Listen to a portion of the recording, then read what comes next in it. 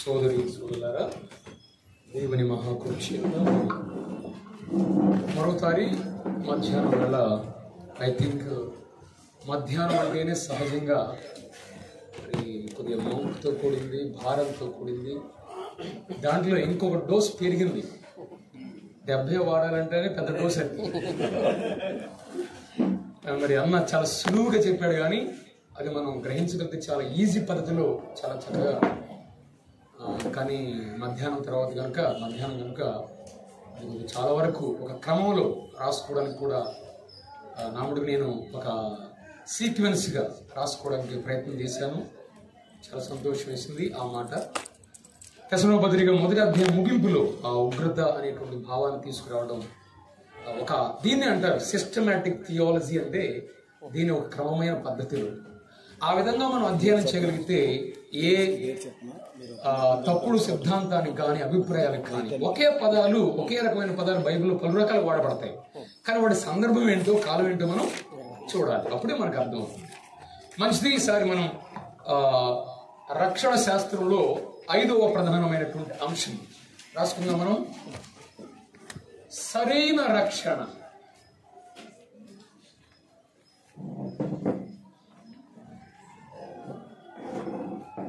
ఐదో అంశం ఏంటి?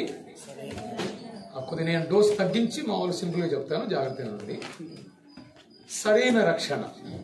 ఇప్పటి వరకు కూడా ప్రపంచంలో సువార్త వినబడుతున్నా కూడా ఇప్పటికి కూడా రక్షణ సరైన రీతిగా చాలా మందికి అర్థం కావట్లేదు అనేది. అందుతుంది అనేది ఇంకొక కోణం అయితే, అందుతుందా లేదా అనేది.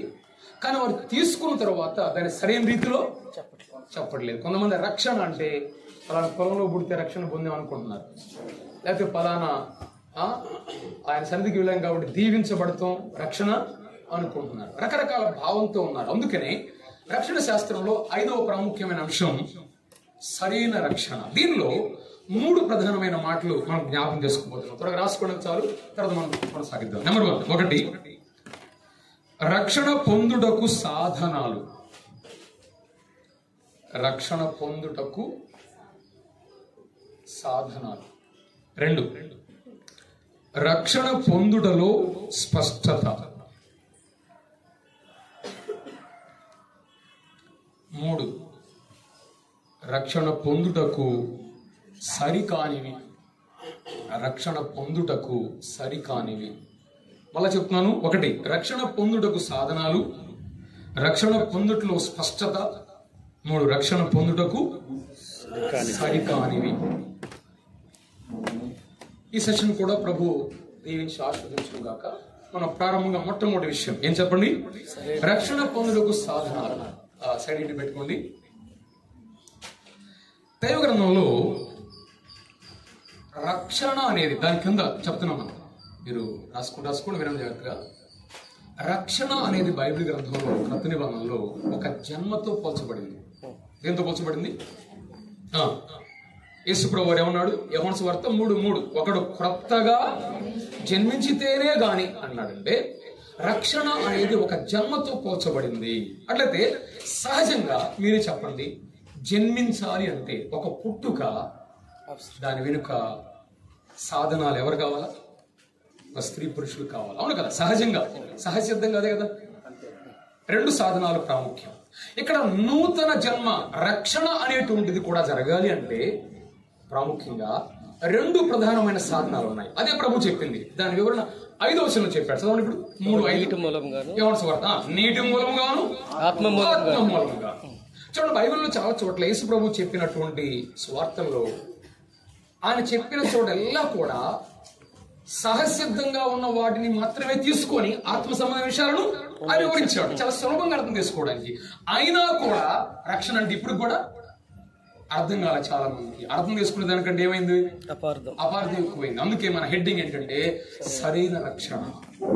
అంటే ఇక్కడ మనం భౌతికంగా ఎలా జన్మించడానికి ఇద్దరు అవసరమో, ఒక వ్యక్తి నూతనంగా జన్మించాలి అనేటువంటి రక్షణ కావాలంటే కూడా 2 ప్రాముఖ్యమైన సాధనాలు. కానీ ఇక్కడ మనం 2 సాధనాలు ఏమన్నాడు? ఫస్ట్ ప్రభు చెప్పండి, నీటి మూలముగాను అన్నాడు. ఇక్కడ నీటి మూలంగా అంటే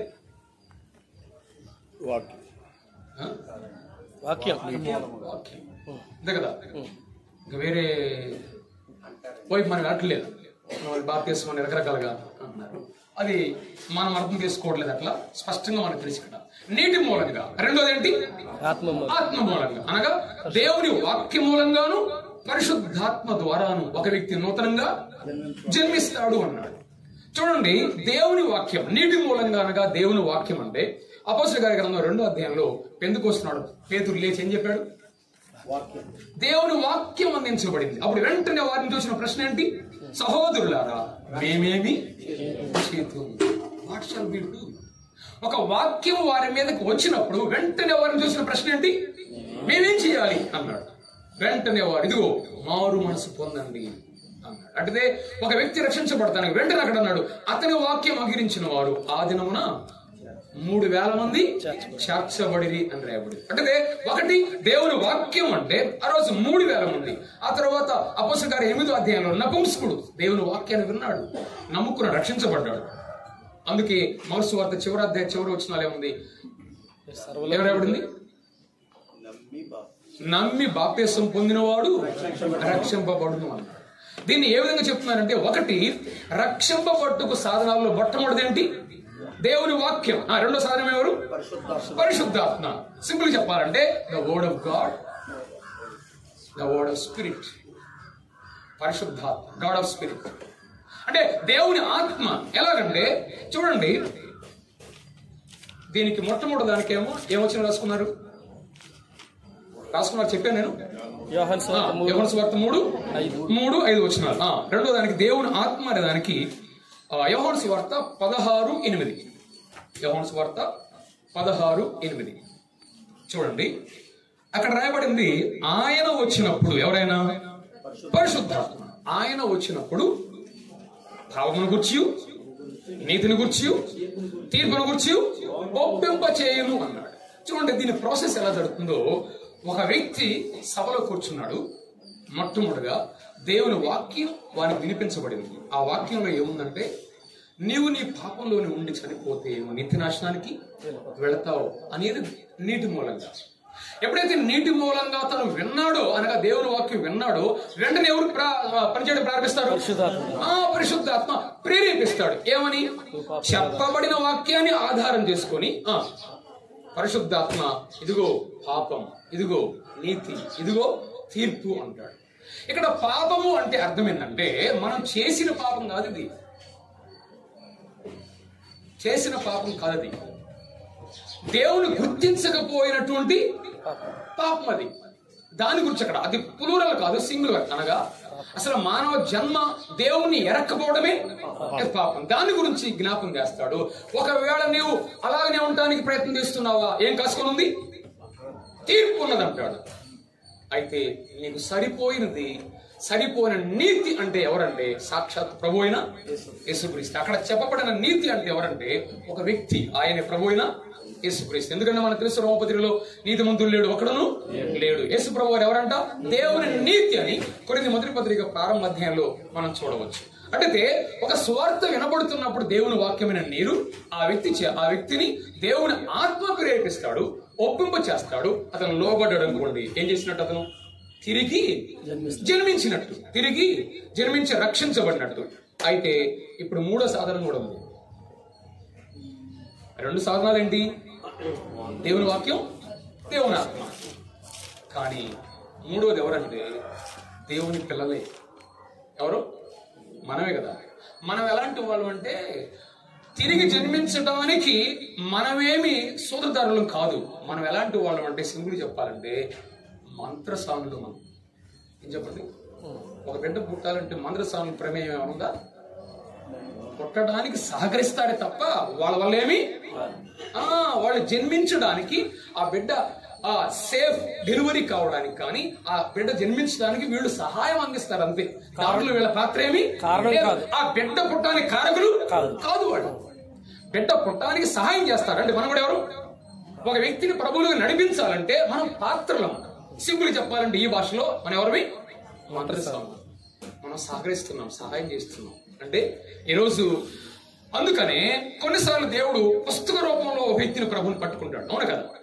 కొన్నిసార్లు పత్రిక రూపంలో ఉదయకాలం చెప్పాను కదా, కొన్నిసార్లు నీవు నేను సహాయం ఉండదు, కొన్నిసార్లు పరిస్థితులే అతన్ని ప్రభు దగ్గరకు తీసుకొస్తాయి.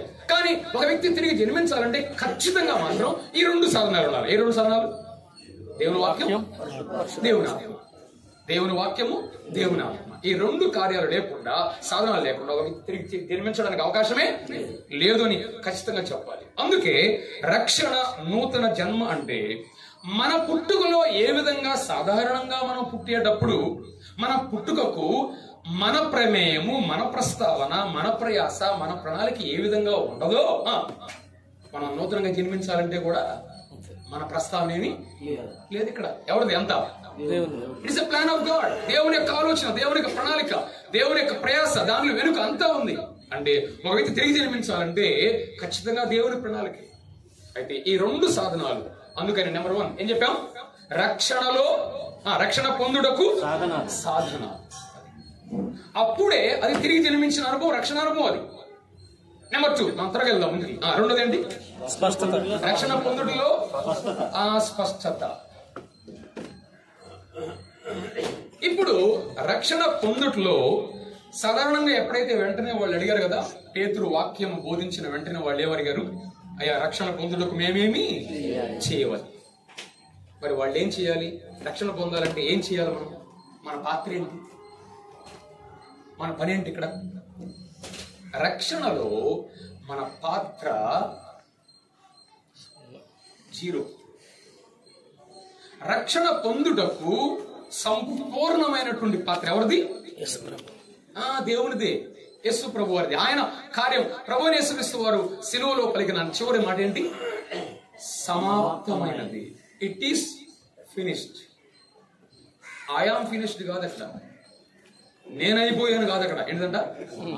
ఇట్ ఈస్ ఫినిష్డ్ అంటే రక్షణ కార్యము ఆయన నెరవేర్చాడు, సమాప్తం చేశాడు, సంపూర్ణం చేశాడు, కంప్లీట్ చేశాడు. ఇక దాంట్లో మన ప్రమేయం ఏమీ లేదు. కానీ ఏం చేస్తున్నాం మనం రక్షణ పొందడానికి? దీనిని అంటే సంపూర్ణంగా నెరవేర్చిన దానిని మనం ఏం చేస్తున్నాం? అంగీకరిస్తున్నాం. దీంట్లో పనే ఉందా? రక్షణలో స్పష్టత అంటే మనం చూడబోతున్నాం ఇక్కడ. రక్షణ విషయంలో మనం చేయవలసింది ఏమీ లేదు, కానీ మనం చేయవలసింది ఏంటంటే కోరుకోవాలి. ప్రారంభ క్లాసులో చెప్పాం కదా, 12వ కీర్తన 5వ చరణంలో ఏమన్నాడు? రక్షణ కోరుకుని వారికి యెహోవా దయచేయువాడై ఉన్నాడు.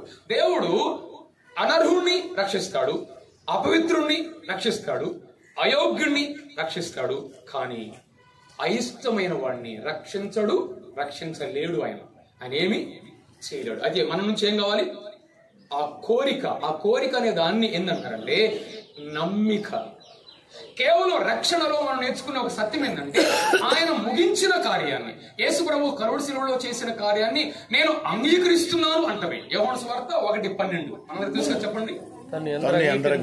తన్ను అంగీకరించడమేనే ఆయన చేయటమా? అక్కడేముంది?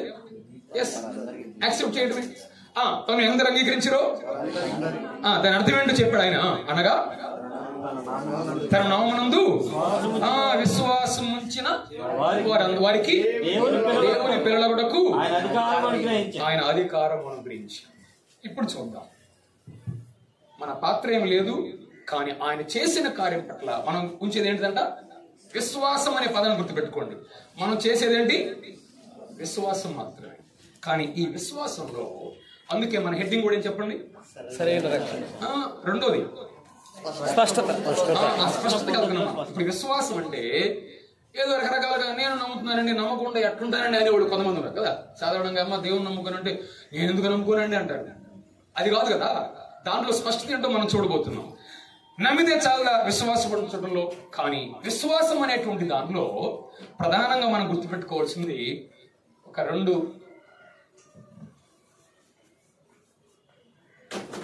ఒకటి,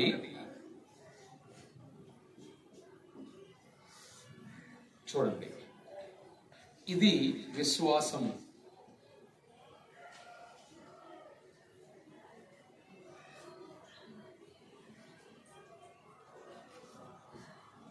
ఈ విశ్వాసంలో స్పష్టత ఏంటో చూడబోతున్నాం.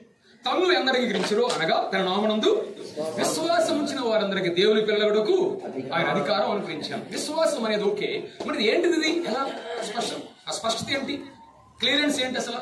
ఎస్, దీంట్లో 3 ప్రధానమైన మాటలు ఉన్నాయి. మనం చదువుకున్న వచనంలోనే ఉన్నాయి, అక్కడి నుంచి మనం చూస్తున్నాం. ఒకటి ఎరుగుట, నోయింగ్, తెలుసుకోవడం. అక్కడ అన్నాడు కదా, తన్ను ఎందరిగించుడు అనగా తన నామమునందు అంటే క్రీస్తుని ఎరగటం ముందు ఆ వ్యక్తిని మనం ఎరగాలి కదా. రెండోది అంగీకారం.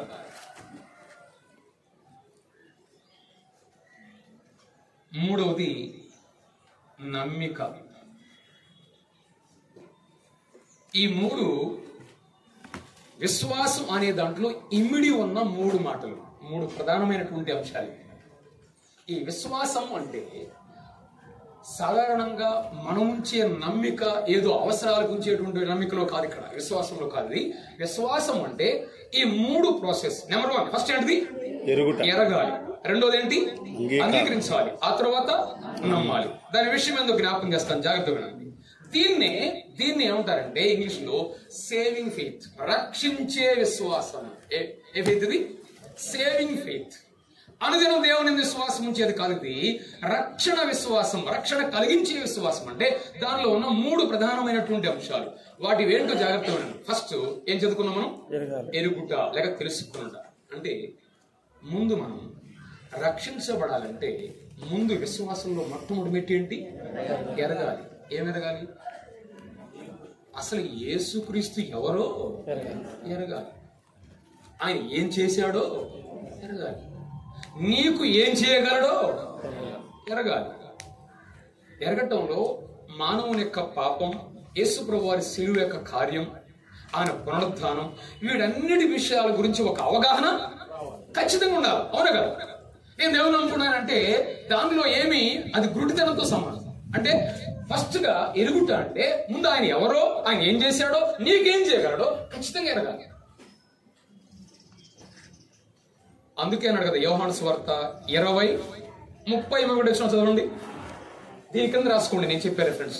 ఎరుగుట అనేటువంటి దానిలో యోహాను సువార్త 20:30 మరియు అనేకమైన ఇతర సూచక క్రియలను యేసు తన శిష్యుల ఎదుట చేశాను. అవి ఈ గ్రంథమందు వ్రాయబడి ఉండడం పర్వాలేదు కానీ యేసు దేవుని కుమారుడైన క్రీస్తు అని మీరు నమ్మునట్లును. ఏంటంట? యేసు దేవుని కుమారుడని క్రీస్తు అని మీరు నమ్మునట్లు. అంటే ఫస్ట్ ఏంటి? యేసు దేవుని కుమారుడు అని మీరు ఎరగాలి. ముందు ఆ వ్యక్తి ఎవరో మీకు తెలియాలి. వ్యక్తి తెలియకుండా మనం ఆయన విశ్వాసం ఉంచడం సాధ్యమైద్దా? మీరు చెప్పండి. ఆయన విశ్వాసం ఉంచడం అంటే ముందు ఆయన ఎవరో తెలియాలి. ఒక ఆవిడ ఎట్లా నేను సువార్త ప్రకటిస్తా ఉన్నాం, ఒక ఊరికి వెళ్తే చాలా మంది కూర్చున్నారు అక్కడ రచ్చబండ దగ్గర. వాళ్ళ దగ్గర ప్రకటిస్తా ఉన్నాం. కొంతమంది కర్పతలు ఇస్తున్నారు. ఒక ఆవిడ చాలా ముసలావిడ, ఆమెకి ఇస్తున్నాను. నేను ఇస్తుంటే అయ్యో నేను నమ్ముకున్నానులే అంది. ఓ మంచిదేలమ్మా, కానీ అన్నది కానీ నాకు మాత్రం డౌట్ వచ్చింది. ఆయన దగ్గరికి పోయి మామూలుగా ఫ్రెండ్షిప్గా అడిగానమ్మా, యేసు ప్రభువుని నమ్ముకున్నానన్నావు, ఆయన ఎవరో కొద్దిగా చెప్పాను. నాకేం తెలుసు అంది. నాకు ముందేమో తెలుసు అంది, నేను నమ్ముకున్నాను అంటుంది. కానీ ఇప్పుడు అడిగితేనేమో మరి ఏందమ్మా ఇందాక నమ్ముకున్నాను అంటే, అయ్యా 7 సంవత్సరాలు వెళ్ళాను, నేను అనుకున్నది ఆయన చేయలేదు, అందుకే వదిలిపెట్టాను. అంటే ఆమె నమ్మిక ఏంటిదంటే ఆమె అనుకున్నది ఏదో చేస్తాడని నమ్మింది, కానీ ఆయన చేయలేదు. కాబట్టి అసలు ఆయన ఎవరు కూడా ఆయనకి తెలియదు. ఇలాంటి నమ్మికలు ఎవరు చాలా ఉన్నారు. అందుకే ఫస్ట్ ఫేజ్ ఏంటి? ముందు ఆయన ఎవరో తెలియాలి. ముందు నీకు యేసు ప్రభుని ఎప్పటికి కూడా యూదుల్లో కూడా ముసుకేది. అవునా కాదు? ఏంటి? ఆయన మెస్సియా కాదు. ఎప్పటికి ఉన్నటువంటి పెద్ద అపార్థం అది వాళ్ళలో కనబడుతుంది. అంటే ఫస్ట్ ఏం చేయాలంటే, అందుకే అదే అధ్యాయం యోహాను సువార్త 1వ అధ్యాయంలో ఆయన తన స్వకీయులకు వచ్చిన కానీ వారు ఆయనను అంగీకరించలేదు. ఫస్ట్ ఆయన ఎవరో, ఎందుకంటే ఆయన ఆరంభం, ఆయన పుట్టుగా వాళ్ళు అనుకున్నట్టుగా లేదు, కనబడలేదు. మా రాజు ఇక్కడ ఎందుకు పుడతాడు, అసలు మాకు రాజుగా వస్తాడు కదా ఆయన అనుకున్నారు. అంటే ఫస్ట్ మనం ఏం చేయాలంటే రక్షణలోని విశ్వాసం అనే దాంట్లో మొట్టమొదటి ఆ దశ ఏంటంటే ముందు ఆయన ఎవరో మనం ఎరగాలి. ఎరగని వాని మీద ఎప్పుడైనా విశ్వాసం ఉంచుతామా? మనకు తెలియని వాని మీద ఎప్పుడైనా నమ్మకం ఉంచుతామా? నమ్మకం ఉంచితే అది చీకటి లాంటిది, గుడ్డితనం. అది మన విశ్వాసం గుడ్డితనం కాదు, మనం చీకటి మీద కాదు, ఏదైనా విశ్వాసం మీద అంటున్నారు కొంతమంది. నో, మనం ఎవరో ఆయన మనకు బాగా తెలుసు. అందుకే యోహాను సువార్తికుడే 17వ అధ్యాయం 3వ వచనం రాశాడు, యేసు క్రీస్తును ఎరుగుటయే ఏమన్నాడు? యేసు క్రీస్తును ఎరుగుటయే నిత్య జీవము. అంటే నిత్య జీవం అనేది పొందాలంటే ఫస్ట్ మనం ఏం చేయాలి? ఎరుగుట.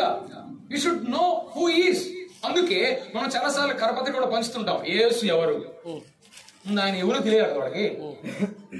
మాకు తెలుసులే అనేవాడు చాలా మంది ఉన్నారు. అందుకే ఆయన అంటాడు, గజెత్తగాడంట నీళ్ళు లేని బాయిలో పడ్డాడంట అంట. తెలిసే మంచి గజెత్తగాడే ఏముండాలి అక్కడ? నీళ్లు ఉండాలి కదా. మాకు తెలుసు మా తాతోడు చెప్పారు, మా అన్నోడు చెప్పారు, అందరూ చెబుతారు. కానీ నీకు తెలుసు ఆయన ఎవరు? నీకు తెలియాలి కదా ఆయన ఎవరు. అదే ఫస్ట్ దశ ఏంటంటే ముందు మనం ఎరగాలి. అది మన విశ్వాసంలో మొదటి దశ. నెంబర్ 2 రెండోది ఏంటి? అంగీకరించాలి. ఎరిగిన దానిని ఏం చేయాలి? మనం తెలుసుకున్నటన్నిటిని అంగీకరిస్తామా? మీరు చెప్పండి. మనకి తెలిసిన మొత్తం అంగీకరిస్తామా? రోజు న్యూస్ లో వార్తలు వస్తుంటాయి, అన్ని నమ్ముతాం మనం, అన్ని యాక్సెప్ట్ చేస్తామా? మన ప్రశ్నలు చాలా ఉంటాయి. ఆయన చెప్పాడండి అని మనం కౌంటర్ ప్రశ్నలు వేస్తుంటాం. అంటే ఏంది? మనం తెలుసుకున్న ప్రత్యాన్ని కూడా అంగీకరించేవాళ్ళం కాదు. కానీ ఇక్కడ ఏం చేయాలి? అంగీకరించాలి. అంటే కేవలం యేసు ప్రభువుని ఎరగడంలో జ్ఞానము సరిపోదు. ఇక్కడ అంటే అంతరంగంలో మనం ఒక ఒప్పింపుకు రావాలి, ఒక అంగీకారానికి రావాలి. ఆ కార్యం చేసేది ఎవరు? పరిశుద్ధాత్మ దేవుడు. యోహాను సువార్త 16, 8, 9, 10 వచనాలు. ఆయన అంటే క్రీస్తును గౌరవించడమే కాదు, అది నిజము సత్యమని మనం ఏం చేయాలి? అంగీకరించాలి. కొన్ని విషయాలు మనం తెలుసుకుంటాం, కానీ నేను ఇప్పుడే చెప్పినట్టుగా అన్నిటిని మనం అంగీకరించే వాళ్ళము, నమ్మేవాళ్ళం కాదు. అంటే తెలుసుకున్న వాస్తవాలు అంగీకారమైన సత్యాలుగా మనకు ఉండాలి. అది రెండవ దశ. మనం ఏదైతే తెలుసుకున్నామో వాటిని అంగీకరించబడిన సత్యాలుగా మనకు ఉండాలి. నెంబర్ 3 మూడోది ఏంటి? అప్పుడు నమ్మటం. అంటే నమ్మిక అంటే ఎరగటం, అంగీకరించడం. ఎంత మాత్రమే సరిపోతే కదా. మూడోది ఏం చేయాలా?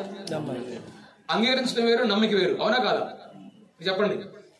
యాక్సెప్ట్ చేయడం వేరు, నమ్మటం వేరు. ఇక్కడ అంటే ఈ రెండింటితో పాటు ఏం చేయాలి? ముందు తెలుసుకోవాలి, ఆ రెండోది అంగీకరించాలి. వీటిని ఏం చేయాలి? నమ్మాలంటే క్రీస్తుకు మన జీవితాన్ని అప్పగించుకోవడం అంటే నమ్మటం అన్నమాట. దాన్నే కమిట్మెంట్ అంటారు. దాన్నే ఆయన మీద పూర్తిగా ఆనుకోవడం అంటారు.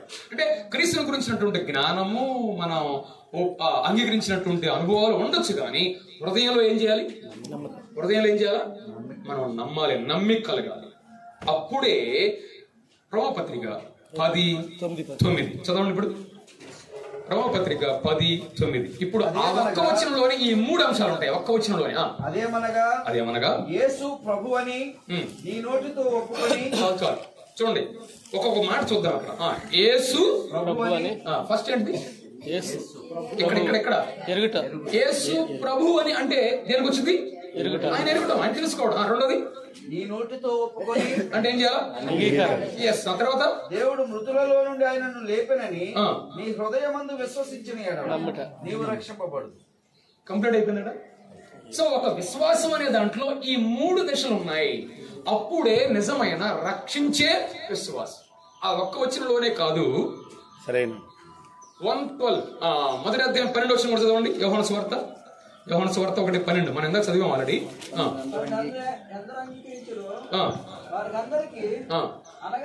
అనగా కానీ చదవండి ఇప్పుడు. అనగా తన నామం అందంటే నామం అంటే ఏంటి? యేసు ప్రభువే కదా. ముందు ఆయన ఎరగాలి.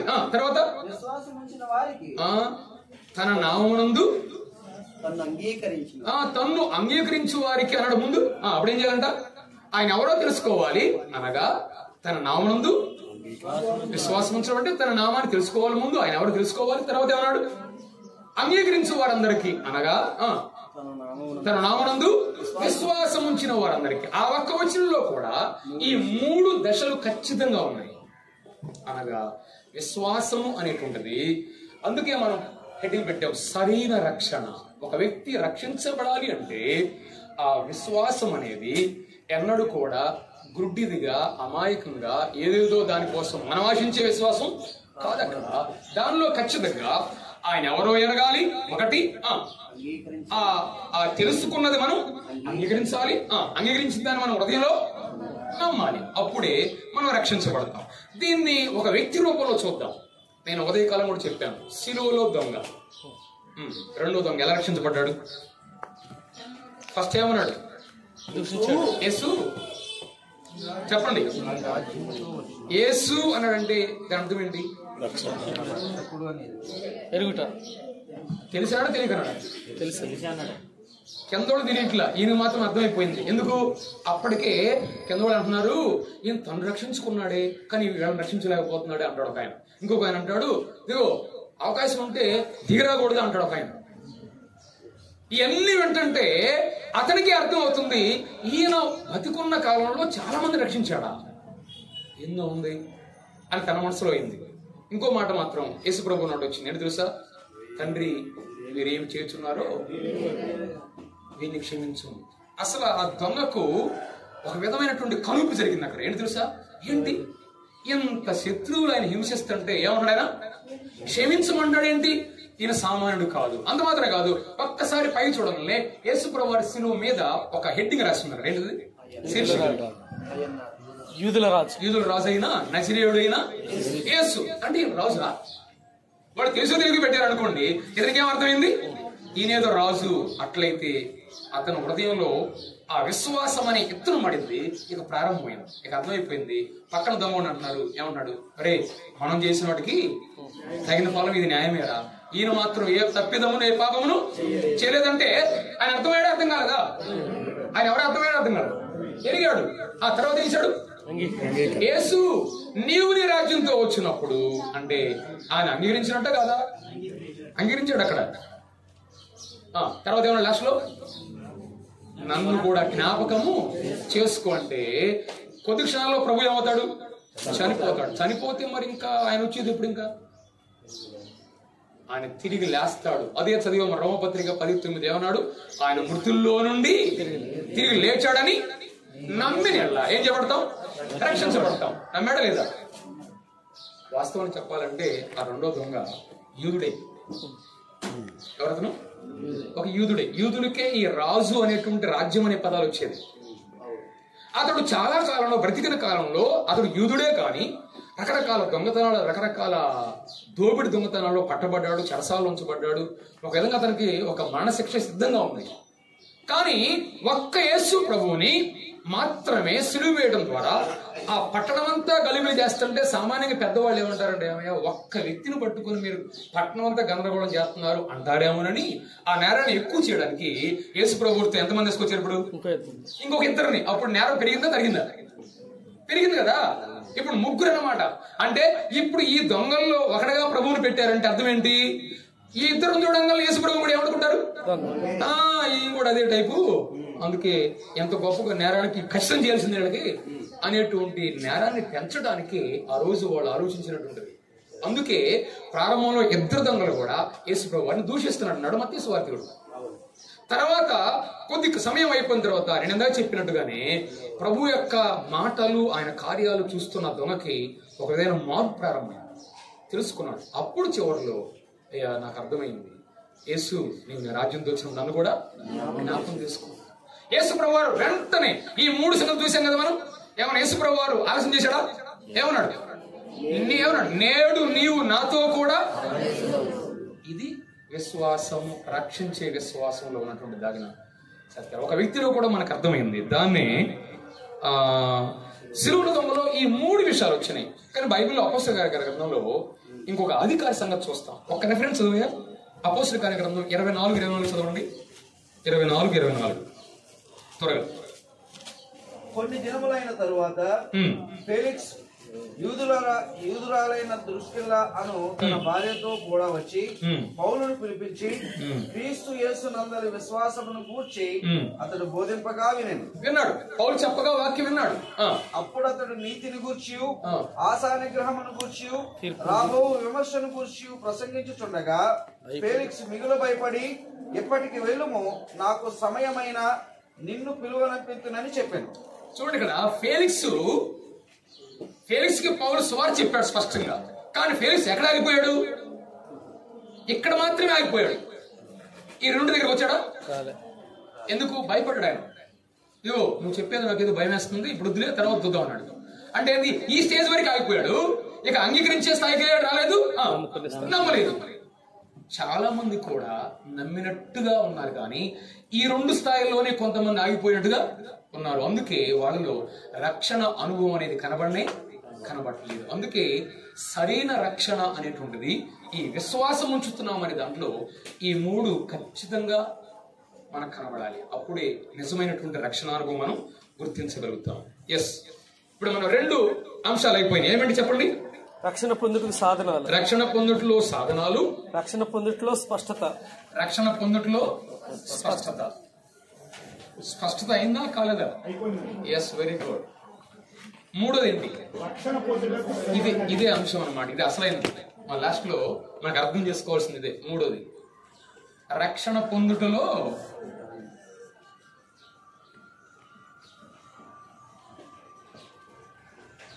సరికానిదా, అంతే కదా? ఎస్, ఇక్కడే సరైన రక్షణ అనేటువంటి దాంట్లో ఇక్కడ సరికానివి అనేటువంటివి ఎక్కువగా మనం ప్రస్తావించుకోవడం చాలా అవసరం. ఇక్కడ చాలాసార్లు ఎలా ఉంటుందంటే, ఒకని ఎదుట సరైనదిగా కనబడు మార్గం కలదు, వాడు ఏమనుకున్నా అంటే ఈ దారి పోతే ఆడకే పోతే అనుకున్నాడంట. కానీ తేరా పోతే ఆడ ఆ దారి కాదు. గమ్యం ఏమి ముగించాడు ఆయన? మరణం. మంచిది అనుకున్నాడు, నేను నమ్మిందే సరే అనుకున్నాడు, ఇదే నిజం అనుకున్నాడు. కానీ అడగోసరికే వేరేది కనపడింది. అందుకే చాలా సార్లు రక్షణ పొందడంలో సరికానివి మన జీవితాలని చాలా నాశనం చేసేవిగా ఉంటాయి, మోసగించేవిగా ఉంటాయి. అందుకని మార్గానికి మతానికి చాలా తేడా ఉంది. మతం అంటే ఏంటంటే మనం అనుకున్నట్టు చేసేది మతం, కానీ మనం చేసింది కాదు, దేవుడు చేసిన దాన్ని అంగీకరించడమే మార్గం. దాన్ని రక్షణ. మనకు బైబిల్లో క్రొత్త నిబంధనలో అపోస్తలుల గ్రంథంలో ఒక మంచి వ్యక్తి కనపడతాడు. ఎవరైనా? వెరీ గుడ్, కొర్నేలు గారి గురించి అపోస్తలుల కార్యం 10వ అధ్యాయంలో ఎంత మంచివాడని చెప్పబడిందంటే, is a best man, is a good man. ఆయన గురించి చెప్పబడిన పదాలు మీరు చూడనక్కర్లేదు. కానీ 1 భయభక్తులు గలవాడని, 2 భక్తిపరుడని, 3 బహుధర్మం చేయవాడని, 4 ఎప్పుడు ప్రార్థన చేసేవాడని, 5 దేవుని దర్శనం పొందినవాడని, 6 నీతిమంతుడని, 7 మంచి పేరు పొందినవాడు. ఇలాంటి వాడు చూస్తే మనం ఏమంటాం? మీరు చెప్పండి. ఎక్సలెంటా రక్షణ పొందారంటాం? అంతే కదా మనం చెప్పేది. ఈయనగాక ఎవరు పోతాడు పరలోకం అంటాం. అవునా కాదు? ఇన్ని పనులు చేసిన వాడు. కానీ దేవుడు అక్కడ జ్ఞాపకం చేసింది తెలుసా? ఒక మాట మాత్రం మీరు ఖచ్చితంగా చదవాలి. చదవండి. ఇన్ని సంపూర్ణంగా ఉన్నా సరే, మంచివాడైనా సరే, ఒక మాట మాత్రం అక్కడ చెప్పాల్సి వచ్చింది. చదువు ఆ పదం. యోహాను సువార్త, అపోస్తలుల కార్యములు 10వ అధ్యాయం.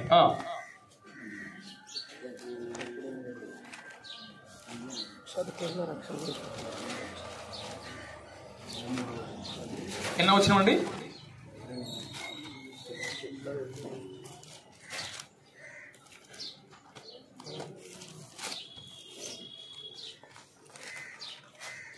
అతడు వచ్చి రక్షణ పొందుటకు మీకు ఏ ఏ సంగతులు బోధించాను అనే మాట ఉంది. 11వ అధ్యాయం అన్న. ఎక్కడ? 11వ అధ్యాయం. ఎగ్జాక్ట్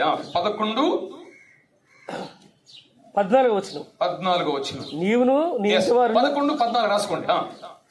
నీవును నీ ఇంటి వారందరూ ఏ మాటల వలన రక్షణ పొందుదురో ఆ మాటలు అతడు నీతో చెప్పునని తన ఇంట నిలిచి తనతో చెప్పిన ఒక దేవదూతను చూచిన సంగతి మాకు తెలిపాను. చూసారా? ఇన్ని ఎరిగినటువంటి మంచి వ్యక్తి, కానీ అతనికి లోపం ఎక్కడ ఉంది? రక్షణ ఉందా లేదా? లేదా అక్కడ రక్షణ లేదా? ఆయనకి మంచివాడే, చాలా సార్లు మంచివాళ్లే, కానీ ఏం లేదు రక్షణ. ఈయనండి ఈయన ప్రార్థనకు వస్తే రక్షణ పొందుతాడండి, ఈయన పరలోకం వెళ్తాడని ఆయన కూడా చాలా మంది ఉన్నారు. ప్రార్థనకు వస్తే కాదు, ఆయన జీవితం చూస్తే కాదు. అందుకనే ఒక ఆయన ఉదాహరణ చెప్పాడు. గుడ్డు మంచిదే. ఏం గుడ్డు? గుడ్డు ఎగ్. గుడ్డు మంచిదే. ఆ మంచిదే అని చెప్పేసి దాన్ని రెండు రకాలుగా చేస్తాం మనం. ఒకటి ఏం చేస్తాం? ఆమ్లెట్ వేసుకుంటాం. బాలాజీ గారు బాగా అనుభవం ఉంటుంది.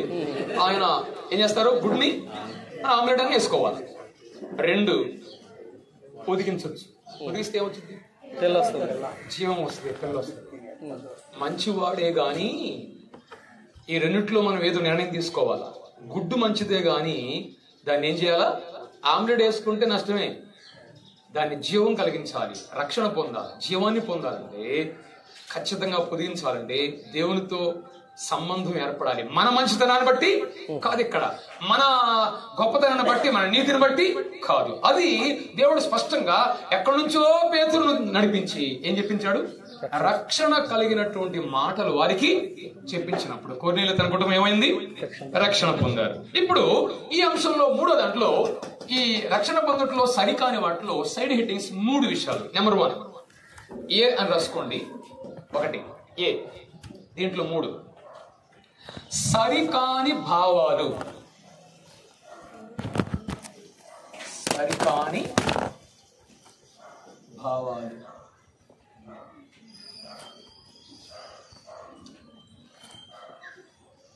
సరికాని భ్రమలు.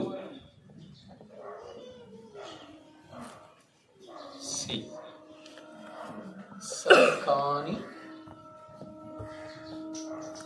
సాకులు.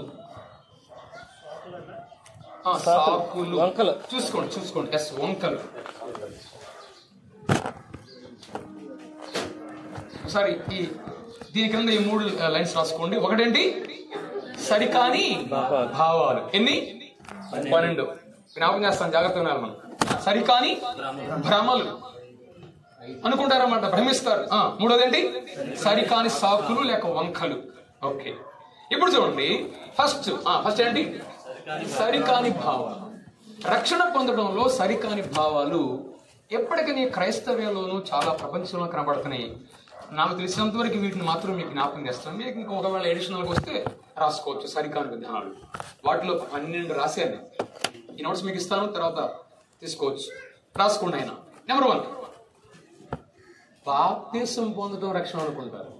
ఇదేంటిది, సరికాని భావాలు. అవునా కాదు?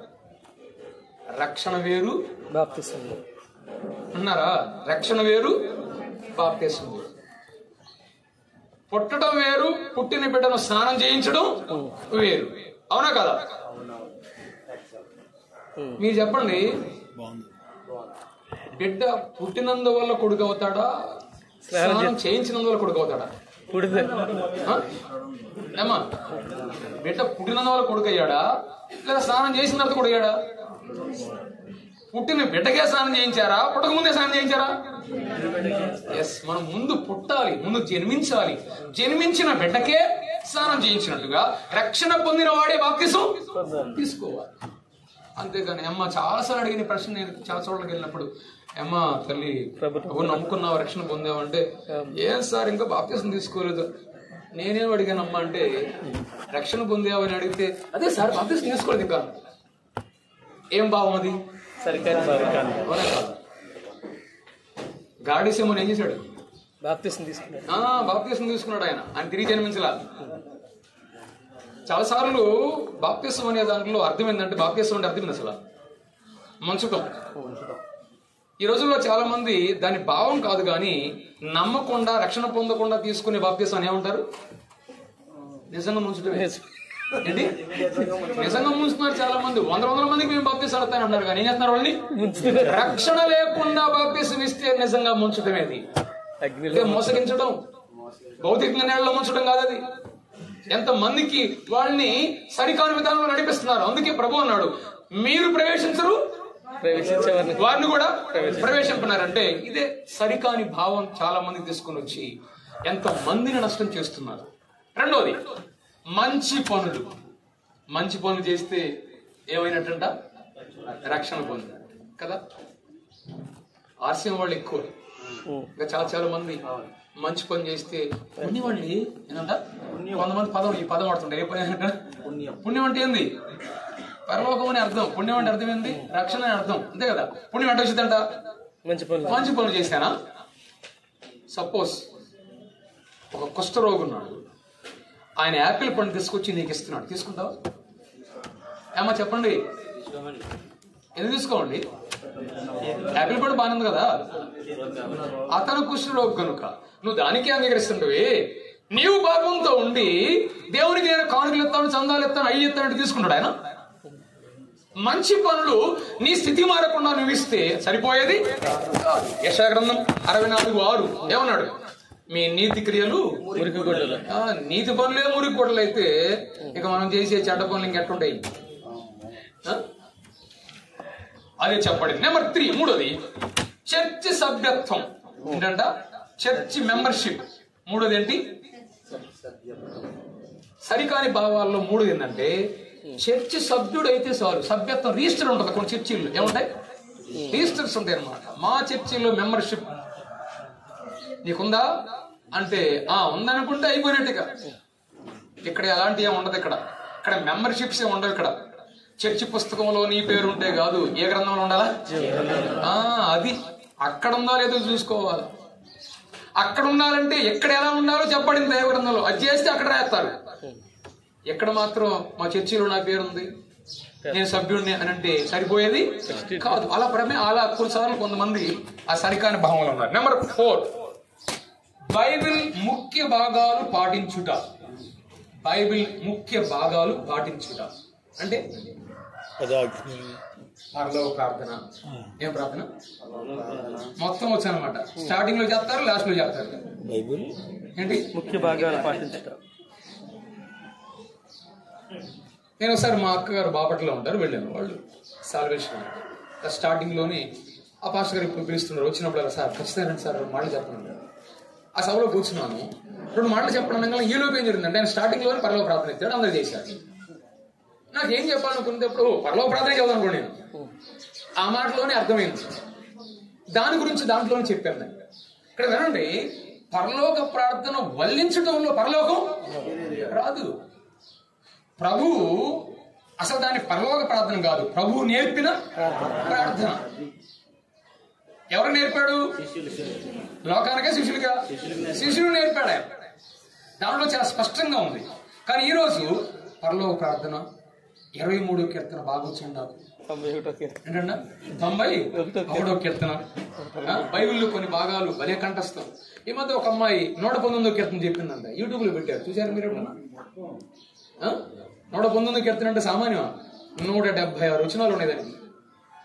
అసలు ఎలా చెప్పగలిగింది? అసలు అయినంత మాత్రాన నమ్మిన విశ్వాసి, రక్షించబడిన విశ్వాసి కంఠపాఠం చేయడం తప్పేం లేదు, అవసరం అసలు. కానీ రక్షణ పొందుట్లో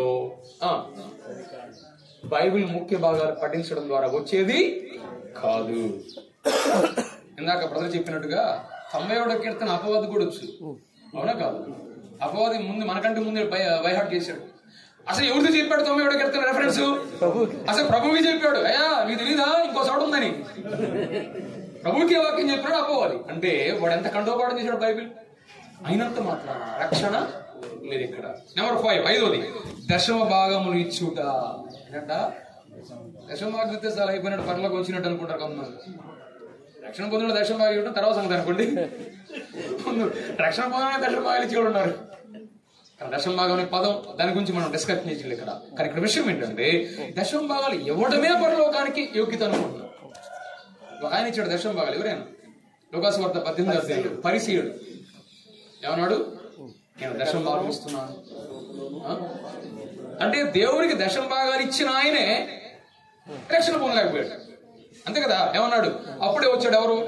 సుంకర్ వచ్చి దేవా పాపిని నన్ను కరుణించమన్నాడు. అతని కంటే ఇతడు నీతి మందిగా తెచ్చబడి వెళ్ళాడు. దశమ భాగాలు ఇచ్చినా కూడా నరకానికి వెళ్ళాడు కదా. కాబట్టి ఏమి ఇవ్వాలా? దశమ భాగాలు ఇచ్చాల్సింది ఏమి ఇవ్వాలా? నా కుమారుడా నీ హృదయం నాకు హృదయం ఇవ్వాలి. కానీ అందుకని దైవజనుడు బ్రదర్ నరసింహులు కన్నా ఆయన సైడ్ అయినటువంటి భక్తులు ఒక మాట అనేవాడంట ఆయన సంఘంలో. నమ్మిన వారందరికీ దేవుడు కృపావరాలు ఇస్తాడు, నమ్మని వారికి ఆయనే ఒక వరం ఇవ్వబోతున్నాడు రండి అంటాడు. ఎవరంటే యేసు ప్రభువే నీ కృపావరం. ముందు ఆయన పొందండి, ఆ తర్వాత దేవునికి మీరు ఇవ్వండి. ఆయన బోధించేవాడంట. వాస్తవానికి కానుకలు సమర్పించేటప్పుడు కూడా చాలా స్పష్టంగా చెప్పేవాడంట, నమ్మిన వారు దేవునికి కానుకలేయండి, నమ్మని వారికి మేమిస్తాం కానుకలండి, ఆయన ప్రభు అయిన యేసుక్రీస్తు అనేవాడు. ఎందుకంటే ఇచ్చిన దాని ప్రయోజనం లేదు వాళ్ళకి కదా, దేవునికి ఇవ్వడం వల్ల ఏదో జరుగుతుంది అనుకుంటారు. అది సరికానటువంటి భావం. ఆరోది మతపరమైన సంస్థలలో పని చేయుట. మతపరమైన సంస్థలలో పని చేయడం. మీకు బాగా తెలిసిన ఒక సంస్థ ఏం చెప్పండి? World vision. అవునా? ఉంది కదా, వరల్డ్ విజన్ ఉంది కదా, క్రిస్టియన్ ఆర్గనైజేషన్. అది చాలా మంచి పనులు చేసినటువంటి సంస్థ. ఒకవేళ ఆ సంస్థలో నువ్వు పనిచేస్తే రక్షించబడిందంట కాదు కదా. ఈ మధ్య ఒక బ్రదరు నన్ను మీటింగ్ అయిన తర్వాత నన్ను డ్రాప్ చేస్తాను కుర్రాడు, ఎక్కాను బైక్ వెనకాల.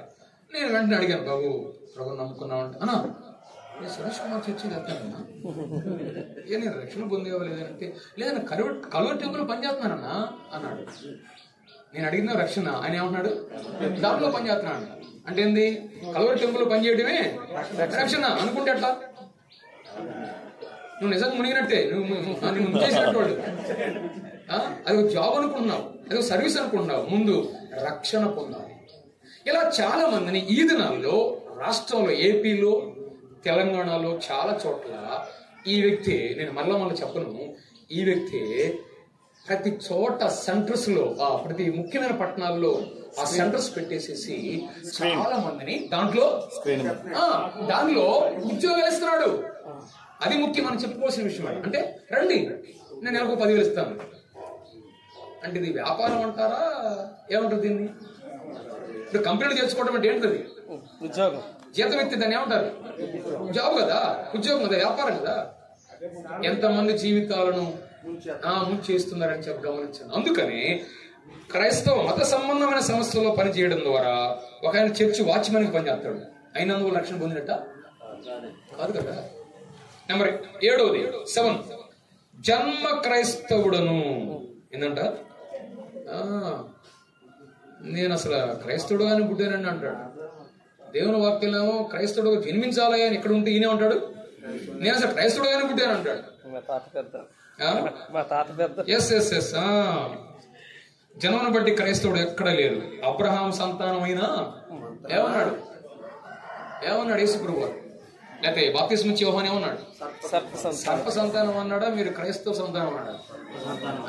జన్మతః క్రైస్తవ ఎవరు ఇక్కడ ఉండరు. ఎందుకంటే తండ్రి పరదేశంలో ఉన్నాడు, కుమారుడు ఎక్కడున్నాడు? అబ్రహాం అనే తండ్రి ఎక్కడున్నాడు? పరదేశంలో ఉన్నాడు. కుమారుడు ఎక్కడున్నాడు? మరి తండ్రి కుమారుడు ఏడున్నారా? తండ్రి ఏడున్నాడు, కుమారుడు ఎక్కడ ఉన్నాడు కదా. మరి జన్మను బట్టి క్రైస్తవుడు కదా, ఏడున్నారా?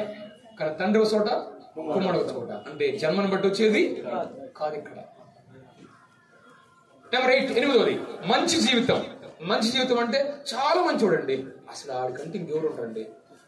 అంటే మంచి జీవితం వల్ల రక్షణ పొందినట్ట కాదు. దేవుని వాక్యంలో ఉంది, ప్రభువు మెచ్చుకుని వాడే యోగ్యుడు. గాని నువ్వు మెచ్చుకోవడం కాదు, నువ్వు చెప్పడం కాదు, నేను చెప్పడం కాదు. ఎవరు మెచ్చుకోవాలండి? ప్రభువు మెచ్చుకోవాలి. 9 ప్రార్థన ఉపవాసం. ప్రార్థన ఉపవాసం. పరిసయుడు ఏం చేశాడు? ప్రార్థన చేశాడు, నశించాడు. ఏం చేశాడు? ప్రార్థన చేశాడు, నాశనం అయిపోయాడు. ఉపవాసం ఉన్నాడు, కొర్నేలి ఏం చేశాడు? ఉపవాసం ఉన్నాడు లేదా? కానీ ఉపవాసం ఉన్నాడు కానీ రక్షణ లేదు. మరలా పేతురు వచ్చి రక్షణ వర్తమానం అందిస్తే తప్ప ఆ మంచివాడు ఏమాడు? రక్షింపబడతాడు. 10 బైబిల్ అనేక సార్లు చదివాను. బైబిల్ అనేక సార్లు చదివాను కావచ్చు, బైబిల్ చాలాసార్లు చదవచ్చు. నా చిన్నతనం నుంచి మా ఇంటి ప్రక్కనే ఉన్నాడు ఒక ఆయన.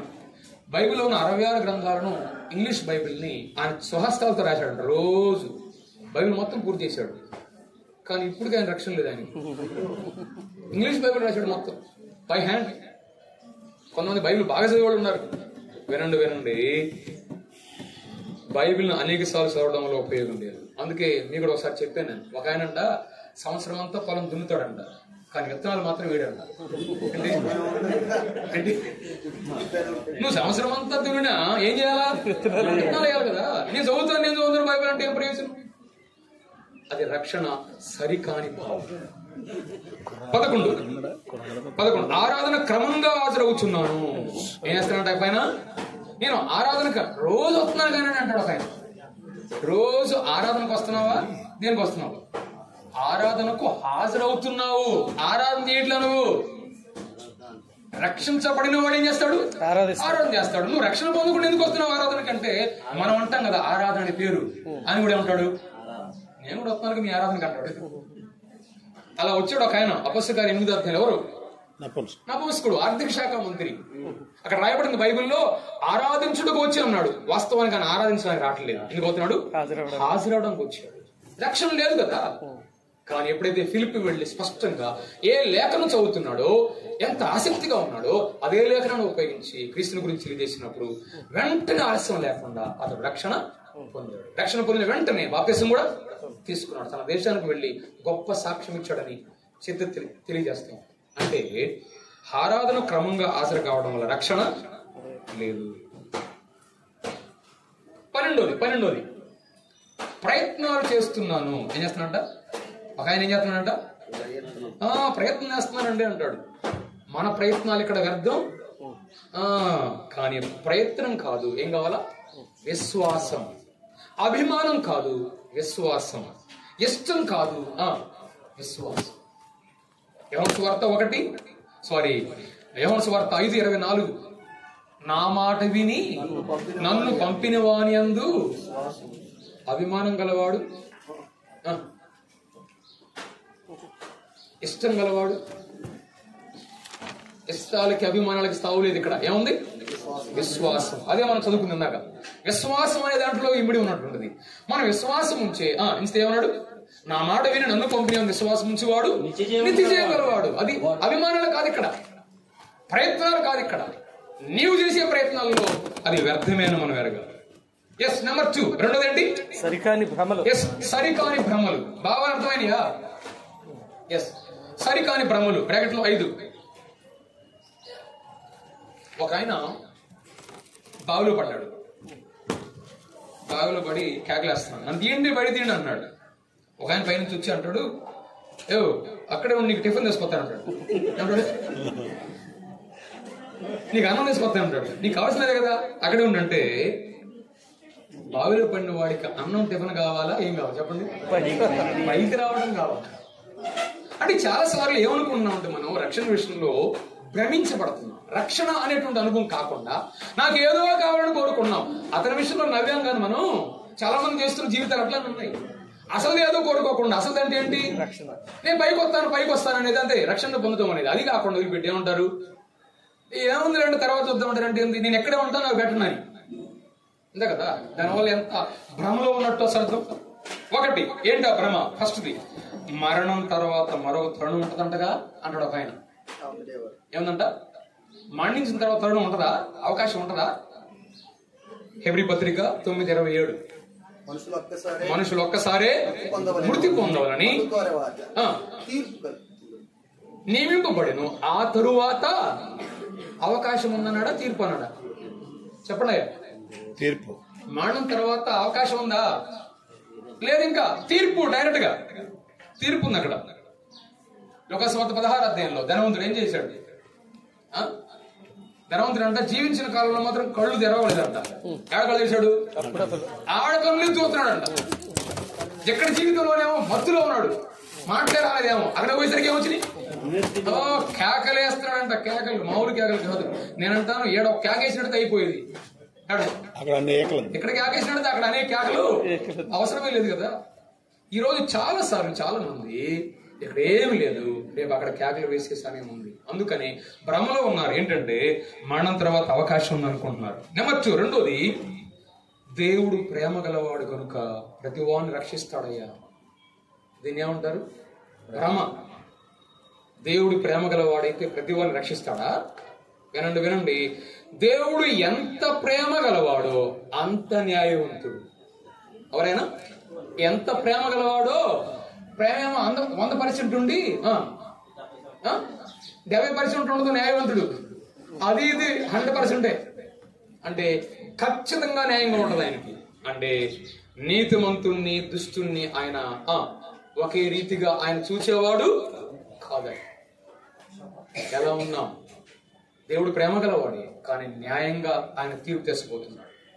మూడవ భ్రమ, ప్రేమ గలవాడు కనుక తాను సృజించిన మానవుని ఎట్లు నరకంలో వేస్తాడు అనేది మరొక భ్రమ. ఏం భ్రమ?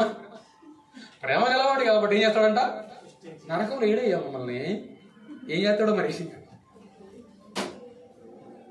వాస్తవానికి వాళ్ళ భావం ఏంటంటే, వాళ్ళ యొక్క భ్రమ ఏంటంటే మమ్మల్ని నరకానికి ఏడు.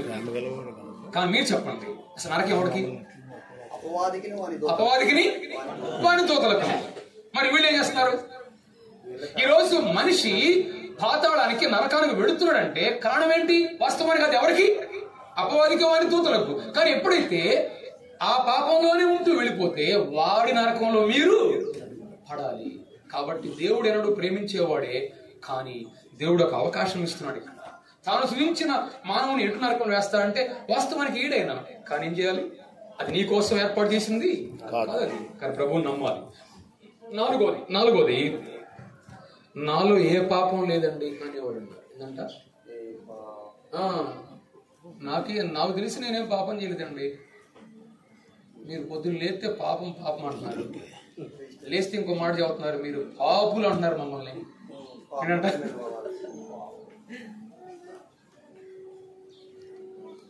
యోహాను మొదటి పత్రిక 1:10, మనం మన పాపములను ఒప్పుకునేలా ఆయన నమ్మదగినవాడు. మనం ఏం చేయాలి? పాపాన్ని ఒప్పుకోవాలి. అంటే పాపము లేని వాడు లేడు. రోమపత్రిక 3:10, నీతిమంతుడు లేడు, ఒక్కడును లేడు అని స్పష్టంగా చెప్పబడింది. 5వది, నాకు రక్షకుడు అవసరం లేదు. ఇది ఒక భ్రమ. ఏమనుకుంటున్నారు? నాకు రక్షకుడే అవసరం. అంటే రోగం ఉంది కానీ ఏమనుకుంటున్నాడు? నాకు రోగం లేదనుకుంటున్నాడు ఆయన. ఇంకేం చేయాలి మనం? అంటే రోగం ఉండి కూడా ఆ భ్రమలో ఉండి ఏమనుకుంటున్నాడు? నేను మంచివాడిని, నాకు బాగానే ఉందనుకుంటున్నాడు. అన్న రేపు నష్టం వచ్చేది ఎవరికి? నీకే. రోగం ఉందని గుర్తిస్తే అప్పుడు డాక్టర్ నీకు కూడా అవసరమని అర్థమవుతుంది. నువ్వు పాపాన్ని గ్రహిస్తే అప్పుడు నీకు రక్షకుడు అవసరమని నీకు అర్థమవుతుంది. అది రక్షణ అవసరత ఎరగడమే రక్షకుని గుర్తించడం. సృష్టి వేరు, సృష్టికర్త వేరు.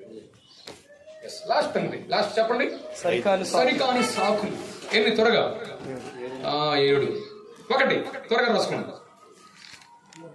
ఎవరిని నమ్మినా రక్షించబడుదును. సరిగాని సాకులు. ప్రభు నమ్మకాయ, దేవుని నమ్మకాయ అంటే ఏమందండి? మా దారిలో మేము వస్తాం, మీ దారిలో మీరేనా అన్నాడు ఆయన. ఏంటంట? మన దారిలో మనం వస్తామంట, ఆయన దారిలో ఆయన వస్తాడంట. అసలు ఉందే దారి ఒకటైతే ఇంకొక దారి ఆడుంది ఆయనకి. అపొస్తలుల కార్యం 4:12, ఈ నామముననే ఆకాశము క్రింద ఇవ్వబడిన ఈ నామముననే రక్షణ పొందవలెను. ఒకే దారి ఉంటే ఇంకొక ప్రయత్నం ఏంటి? అసలు ఉందా? అవకాశం లేదు. 2వది, నా స్నేహితులను పోగొట్టుకుందును. ఏంటంట? సాకు ఏంటి? ప్రభువుని నమ్ముకోయ అంటే ఏం సాకు చెబుతాడు? నేను నమ్ముకుంటే నా ఫ్రెండ్స్ అంతా పోతాడు.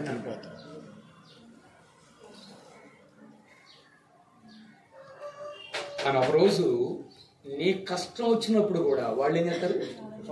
ఉంటారు నీతోటి. కష్టం వచ్చినప్పుడే వెళ్ళిపోతారంటే ఇంకెప్పుడు నువ్వైతే ఏమనుకుంటున్నావు అంటే నేను ప్రభువుని నమ్ముకుంటే వాళ్ళు వెళ్ళిపోతారంటున్నారు. లేదు, ఒకరోజు ఖచ్చితంగా ఎదుర్కోవాల్సిన స్థలం ఉంది. అందుకని సామెతలు 1వ అధ్యాయము 10 నుండి 15 వచనాల్లో గాని, సామెతలు 13:20 చూడండి. సామెతలు 13:20 ఏమి రాయబడిందో? 13:20, జ్ఞానుడు సహవాసం చేయవాడు జ్ఞానం గలవాడగును, మూర్ఖుల సహవాసం చేయవాడు చెడిపోతాడు. నీ స్నేహితులు పోతారంటే నీ సహవాసం జరిగి ఉండాలి కదా. 3వది, నేను హింసించబడతాను అంటే యేసు ప్రభువుని నమ్ముకుంటే ఏమనుకున్నాడు? హింసించబడతానని చెప్పి నువ్వు యేసు ప్రభువుని దేవుని నమ్మకపోతే నష్టపోయేదెవరు? సపోజ్ ఉదాహరణకి, సార్ ఈ స్కూల్ చేరితే ఎగ్జామ్స్ పెడతారంటగా నేను చదవను అన్నాడు. ఎటువంటి పరీక్షలు ఉంటాయి కదా, పరీక్షలు ఉంటే కదా నువ్వు ఫలితం వచ్చేది, చదువుకునేది. అందుకే అలా ఉందన్నమాట ఇతను కూడా. నేను హింసించబడతాను, నేను శ్రమల పాలవుతాను, నేను రక్షణ పొందును, నేను ప్రభువుని నమ్ముకోను, దేవుని నమ్ముకోను అంటే దానిలో ఉన్నటువంటి విధానమే. 4, భక్తితో ఉంటే హేళన చేస్తారు. 4వది ఏంటి? భక్తితో ఉంటే హేళన చేస్తారు. ఏంటంట? భక్తితో ఉంటే హేళన చేస్తారు. వాస్తవానికి యేసుప్రభువు వారు ఏమన్నాడు? లోకము నన్ను ద్వేషించింది, మిమ్మల్ని కూడా. ప్రభు మనకి ఇచ్చినటువంటి వారసత్వం అదే. క్రీస్తును ద్వేషించిన వాళ్ళు క్రైస్తవులను కూడా ఖచ్చితంగా ద్వేషిస్తారు. భక్తి ఉంటే హేళన చేస్తారంటే ఖచ్చితంగా ఉంటారు. నెంబర్ 4, 4వది, 5వది. ఏమో నమ్మకం ఉంటామండి, విశ్వాసులకి అవిశ్వాసులకి తేడా లేకపోతే అంటాడు ఆయన. విశ్వాసులకు అవిశ్వాసులకు తేడా లేదు, నేను నమ్ముకోవడంలో ప్రయోజనం లేదు అంటాడు. ఇది ఒక సాకు అనమాట. సాకే. చాలా మంది ఉన్నారంట. ఎస్, వాస్తవం అది. ఎవరికి తేడా లేదండి అంటారు. వినండి, ఇక్కడ ఒక మాట నేర్చుకోవాలి. మనం విశ్వాసులకు అవిశ్వాసులకు తేడా లేదు, నేను నమ్ముకోవడంలో అంత ప్రయోజనం ఏంది అన్నాడంటే ఈ వ్యక్తి ఎవరిని చూస్తున్నాడు? మనం చూడాల్సింది ఎవరిని? మీకు మాదిరి ఉంచిపోయింది. మీ గురి ఎవరు కావాలా? మనుషులు కాదు, క్రైస్తవులు కాదు, వాళ్ళు కాదు, వీళ్ళు కాదు. ముందు ఎవరు? ఆయన చూడాలి. నువ్వు ఆయన చూడు. శిలువలో దొంగ చుట్టూ ఉన్న వాళ్ళని చూడలేదు. ఎవరిని చూశాడు? ప్రభువును చూశాడు, ప్రభువును గ్రహించాడు, ఆయన నమ్మిక ఉంచాడు. వెంటనే పరలోకం వచ్చింది, వెంటనే పరదేశికి. 6వది, ఇతరుల కంటే బాగున్నాను. ఇది ఒక సాకు అనమాట. మీకంటే బాగున్నా అంటారు చూసారా? ఆ బ్యాచ్ అనమాట. ఏం బ్యాచ్? ఇతరుల కంటే బాగున్నాను. చాలాసార్లు ఎట్లుంటుందంటే, నా వైపు నేను చూసుకున్నప్పుడు ఎట్లుంటాను? బాగానే ఉంటారు.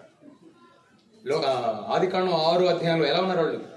వాళ్ళు ఒకళ్ళొకళ్ళు చూసుకుంటే చక్కగా ఉన్నారంట, కానీ దేవుడు చూస్తే చెడిపోయారంట. మన వైపు మనం చూసుకుంటే అంతే, కానీ ఏం చేయాలి? ఆయన వైపు చూడాలి. హెబ్రీ పత్రిక 12:1, విశ్వాసమున కర్తయు కొనసాగించువాడిన ఆయన వైపు చూడాలి. ఎందుకు హెబ్రీ పత్రిక 12:1 రాయబడిందంటే, ప్రారంభ అధ్యాయంలో ఏం చెప్పాడు? అదే హెబ్రీ గ్రంథకర్త, ఇంత గొప్ప రక్షణను నిర్లక్ష్యం చేసినాడు, ఎలాగూ తప్పించుకున్నాడు. అంటే రక్షణ ఏం చేస్తున్నారు వాళ్ళు? నిర్లక్ష్యం చేస్తున్నారు. కాబట్టి ఇప్పుడు ఏం చేయాలి? వాళ్ళు యేసు వైపు చూడాలి. కాబట్టి ఇతరుల కంటే బాగుందని అనుకోవడం చాలా సరికాని సాకునాలి. చివరి మాట, క్రీస్తును బహిరంగంగా ఒప్పుకో అవసరం లేదు అనుకుంటున్నారు. వీళ్ళు ఎవరంటే సీక్రెట్స్ అనమాట. వీళ్ళు సీక్రెట్స్. క్రీస్తును బహిరంగ ఒప్పుకో అవసరం లేదంటే యేసుప్రభువు వారు ఏమన్నాడు? మనుషులు ఎదుట ఒకడు నన్ను ఒప్పుకొని ఎడలా పరలోక ముందు నా తండ్రి నేను వాడిని. అవునా కాదు? ఎక్కడ నేను ఒప్పుకోనండి అందరి ముందు అంటే సరిపోయేది కాదు. బహిరంగ ఖచ్చితంగా ఒప్పుకోవాలి. అదే చెప్పబడింది మత్తయి సువార్త 10:32-33. మార్కు సువార్త 8:38. సో ఇవిడెంట్ని బట్టి మనకు అర్థమయ్యేది 3వ సంగతి, రక్షణ పొందుటలో సరికాని అంశాలు. వాటిలో 3 మనం చూస్తూ వచ్చాం. సరికాని భావాలు, సరికాని భ్రమలు, సరికాని సాకులు. ఏది సరైన రక్షణ మనం గుర్తించి ప్రభు ఎదురుకు వచ్చినప్పుడు రక్షణ పొందగలం. ఇక్కడ ఒక ప్రశ్న, రక్షణ పొందామనే భ్రమలో ఎవరైనా ఉన్నారా ఇక్కడ? ఒక ఇది మిక్కిలి అనుకూలమైన